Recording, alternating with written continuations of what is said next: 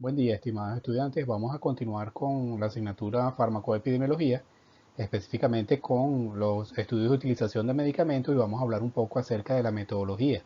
Específicamente hablaremos en esta clase de hoy un poco de la clasificación de los estudios de utilización de medicamentos, cómo se clasifican, cuáles son los criterios para clasificar este tipo de estudios basados un poco en, en las variables, dependiendo de las variables que se utilizan, vamos a desarrollarlo a través de esta media hora que vamos a tener en esta presente exposición. Bien, lo primero que tenemos que señalar es que la clasificación o las clasificaciones que se utilizan para los estudios de utilización de medicamentos, por lo general no son muy precisas, es decir, no siempre, dependiendo muchas veces del autor que hace la clasificación, pues vamos a conseguir diferentes maneras de abordar este problema. No se agrupan siempre en función de, por ejemplo, de la metodología utilizada para la clasificación de los estudios epidemiológicos, es decir, no sabemos si se trata de un estudio de cohortes, de un estudio de casos y controles o de un estudio descriptivo, transversal, etcétera. En realidad, casi todas las clasificaciones se hacen en función de las características o de las variables principales de cada estudio. Entonces, así, por ejemplo, un determinado estudio de utilización de medicamentos puede pertenecer dentro de una misma clasificación o digamos dentro de un agrupamiento a más de un tipo de estudio epidemiológico. Es decir, pudiéramos tener una clasificación particular de los estudios de utilización de medicamentos en el cual pudiéramos conseguir un estudio de casos y controles o un estudio de cohorte.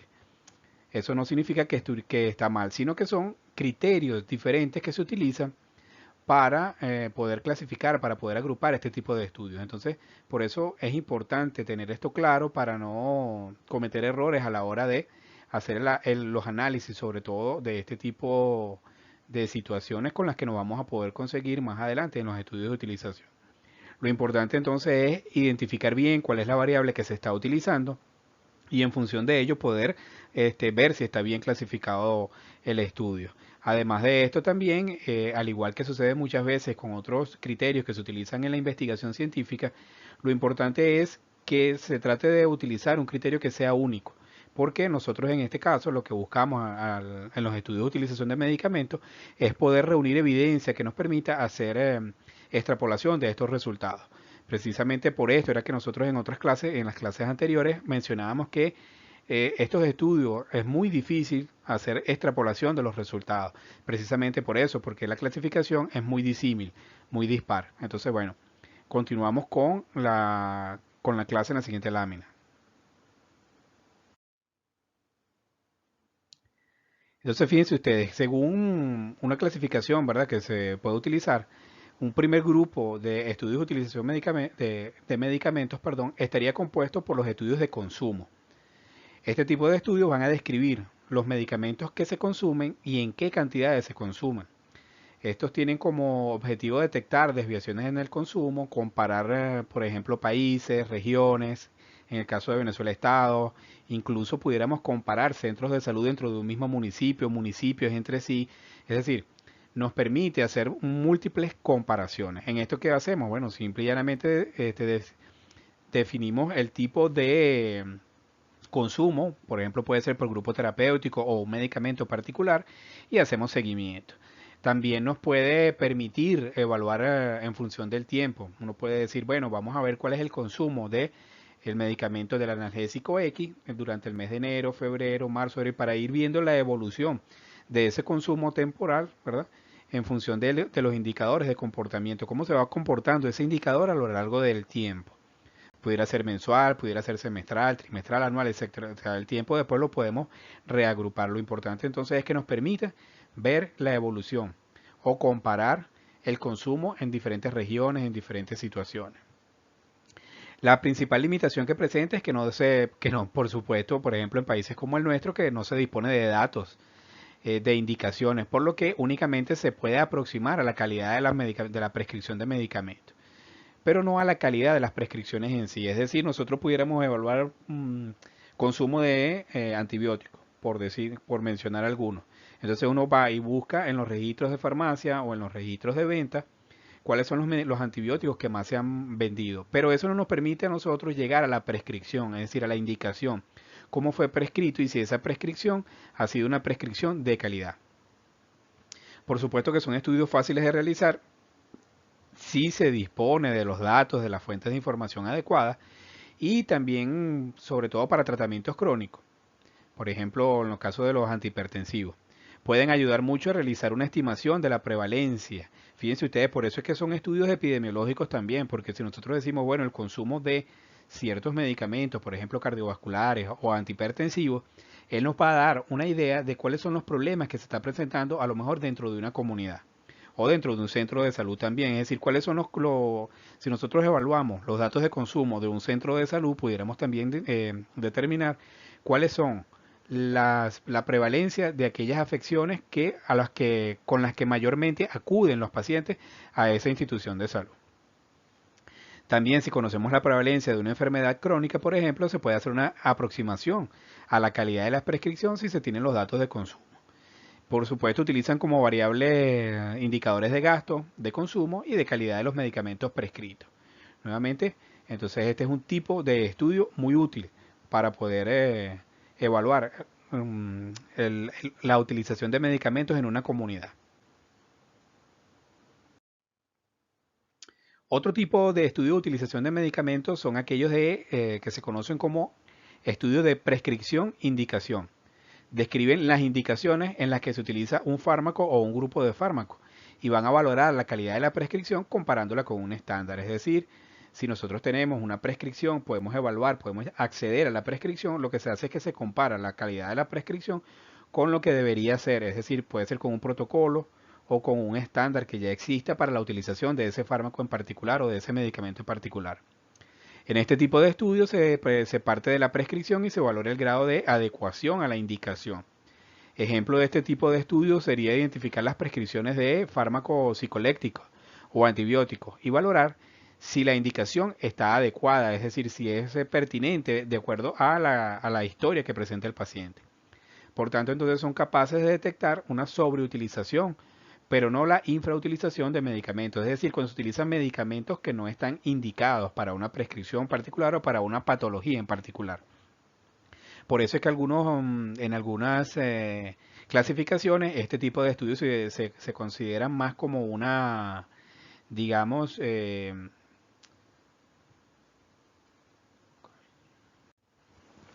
perdón, que se consideran como auditorías. En algunos casos, algunos autores lo clasifican como auditorías. Entonces aquí estos se aplican sobre todo a medicamentos nuevos, a medicamentos muy costosos y que además tienen un manejo difícil y también a los medicamentos que son muy prescritos. Por eso que repito, en algunos casos se consideran como auditorías terapéuticas. Presentan dos limitaciones importantes. Por supuesto, primero son muy costosos al necesitar revisión de las indicaciones. Se debe acceder, por supuesto, a la fuente principal, las historias clínicas, etcétera. Y por otro, es imprescindible un patrón de referencia que permita al investigador clasificar las indicaciones en adecuadas o no, en función de ese patrón. Ese patrón no, por lo general no siempre se encuentra o a veces no es aceptado. Este pudiera ser, por ejemplo, los protocolos de tratamiento, que muchas veces también, o las guías terapéuticas para utilización de medicamentos que se elaboran en algunos locales, en algunos establecimientos de salud. Sin embargo, pues bueno, también tienen digamos, sus detractores y no son muy utilizadas principalmente en nuestro medio, por supuesto. Un tercer grupo de estudios de utilización de medicamentos está formado por los estudios de indicación-prescripción. O sea, este sería el contrario. También se consideran a veces como auditorías terapéuticas. Pero aquí partimos de la indicación y vemos cómo fue la prescripción. En ellos se describen los fármacos utilizados en una determinada indicación, es decir, si el paciente presentó un problema de salud, cuál es la indicación que tiene. Y se busca entonces, o grupo de indicación. Y se busca también entonces cómo fue la prescripción. Esto permite valorar si las infecciones urinarias, por ejemplo, están correctamente tratadas o si el tratamiento del resfriado común también es adecuado. Este tipo de estudio, a diferencia de los anteriores, permiten valorar sobre todo la infrautilización, pero en determinados casos también la sobreutilización de medicamentos. ¿Verdad? Es decir, ¿por qué? Porque se parte de la indicación. Para el resfriado común, lo adecuado es este tipo de tratamiento. Entonces se ve la prescripción, cómo se trató el paciente. Entonces, bueno, se utilizó por debajo, no se utilizó los medicamentos necesarios. O, por ejemplo, presentó una infección respiratoria y para esa infección respiratoria de las vías aéreas superiores se utiliza este tipo de antibióticos. No se utilizaron los antibióticos, entonces por eso se dice que o se habla de infrautilización. En algunos casos también pudiera ser sobreutilización. ¿Por qué? Porque bueno, en ese mismo ejemplo, si se utiliza más de un antibiótico de lo que está recomendado, pues entonces sería una sobreutilización de medicamentos. Estos estudios se aplican fundamentalmente en tratamientos crónicos, en enfermedades muy frecuentes y en aquellas en las que existe alternativa o alguna alternativa eficaz de tratamiento utilizado en la práctica clínica habitual. En ellos entonces se valora si el tratamiento es adecuado o si existe uno alternativo con mejor relación beneficio-riesgo y costo. Al igual que en los de prescripción e indicación, por supuesto que es fundamental disponer de los datos de las indicaciones y de un patrón de referencia para la misma indicación. Esto, por lo menos en nuestro medio, limita la realización de este tipo de estudios porque por lo general no existen o no se utilizan de la manera adecuada este tipo de patrones de comparación. Otro tipo de estudios de utilización de medicamentos son aquellos que engloban los estudios que valoran el esquema como terapéutico como tal. Estos estudios describen las características de la utilización práctica de medicamentos, dosis, la monitorización de los niveles plasmáticos, la duración del tratamiento, el cumplimiento de la terapia por parte del paciente o del grupo de enfermería si el paciente está hospitalizado, entre otros. Ellos pueden inducir un aumento del riesgo de reacciones adversas, una disminución de la eficacia o un aumento del costo del tratamiento. Se aplican principalmente para todo tipo de medicamentos que tienen o aquellos medicamentos que presentan un margen terapéutico muy estrecho, en las vacunas y en los tratamientos que son muy costosos, cuya mala utilización puede llevar a consecuencias prácticas y sobre todo a elevar los costos de la atención de la salud. Este tipo de estudios presentan la dificultad de valorar el cumplimiento terapéutico de forma válida, ya que las medidas válidas son muy costosas. O sea, para poder aplicarlas requeriríamos utilizar una infraestructura generalmente hospitalaria, lo cual implica más gastos de, de administración.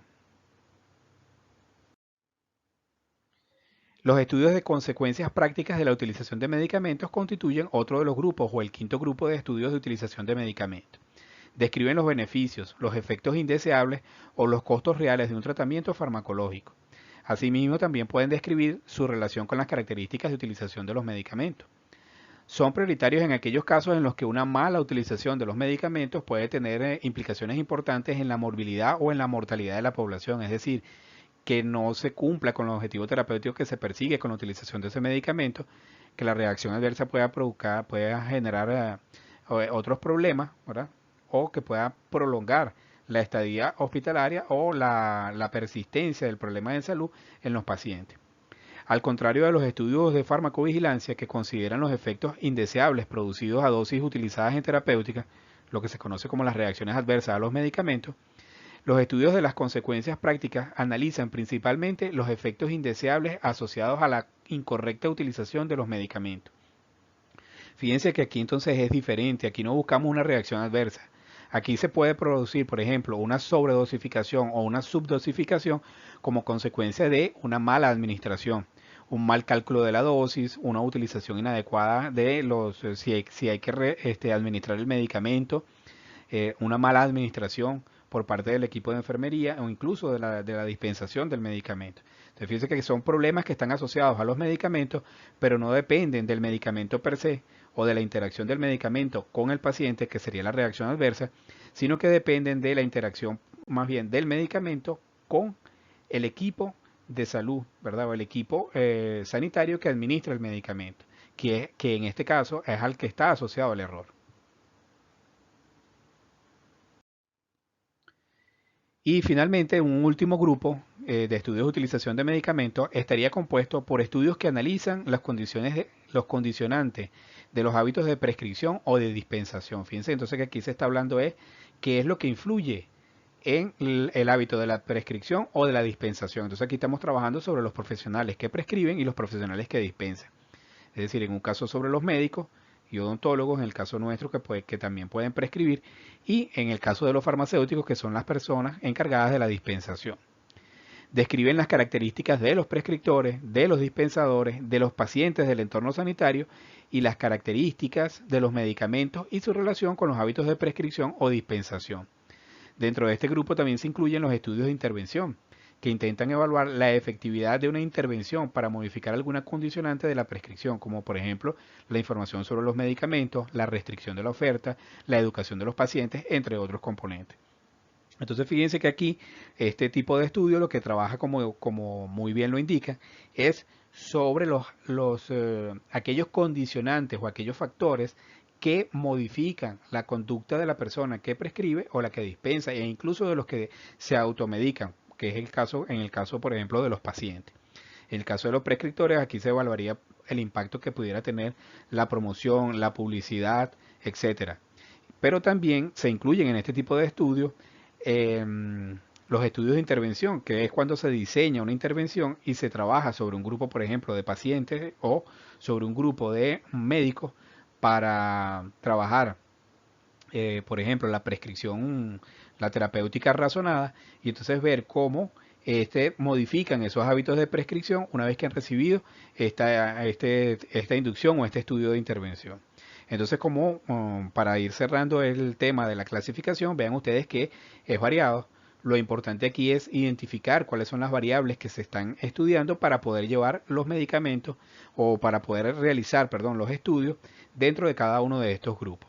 Así cada uno, por supuesto, tendrá alguna metodología particular que veremos más adelante en otra de las clases para poder llevar a cabo estos estudios. Recuerden que al final siempre el objetivo final de los estudios de utilización de medicamentos y de la farmacoepidemiología en general es tratar de promover un uso adecuado de los medicamentos por parte de la población en general, del equipo de salud y de los pacientes en general. Que tengan buen día.